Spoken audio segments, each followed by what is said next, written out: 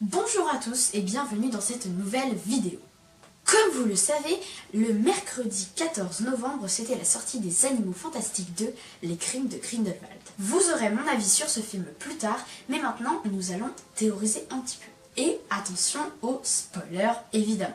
À la fin du film, on nous apprend que Croyance est en réalité Aurelius Dumbledore. Ce qui voudrait donc dire que c'est le frère de Dumbledore. Nous savons déjà que Dumbledore a un frère, Aberforth, et une sœur, Ariana. Pour fonder notre théorie, nous allons nous baser sur une autre théorie.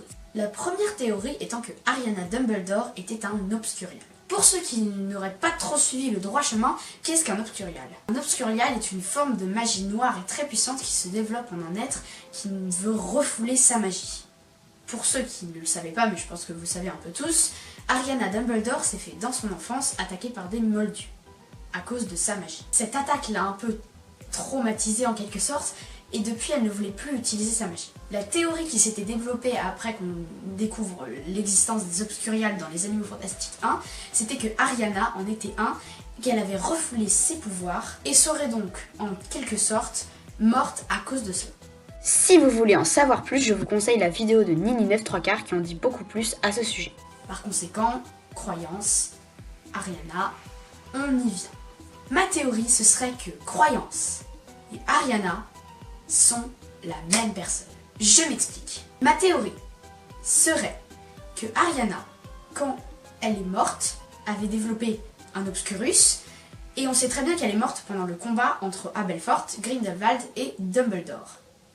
Ma théorie, ce serait que quand Ariana serait morte, l'Obscurus qui était en elle se serait échappé et Grindelwald l'aurait vu. L'Obscurus se serait donc parti autre part dans le monde et se serait rattaché à un autre être vivant, en l'occurrence Croyance. Grindelwald aurait réussi à le retrouver et dans les Animaux Fantastiques 1, c'était ça son but, retrouver l'Obscurial qui était à l'intérieur d'Ariana Dumbledore.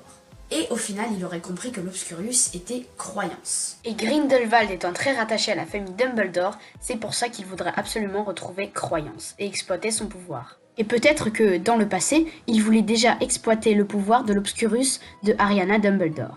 Qui sait? Et ça pourrait être aussi une des raisons pour laquelle il s'est rapproché de Dumbledore. Et donc, petit élément en plus, le phénix de la famille Dumbledore, à la fin du film, vient vers Croyance.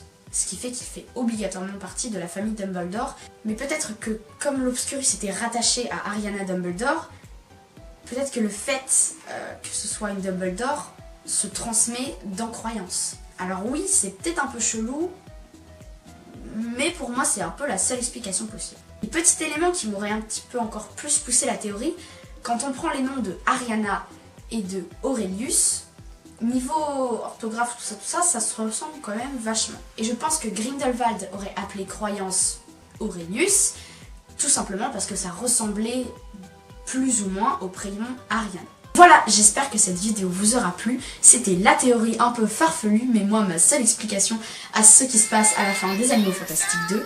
Mon avis sur le film, vous l'aurez plus tard. J'espère que cette vidéo vous aura plu. Et moi, je vous dis bye bye, à la prochaine!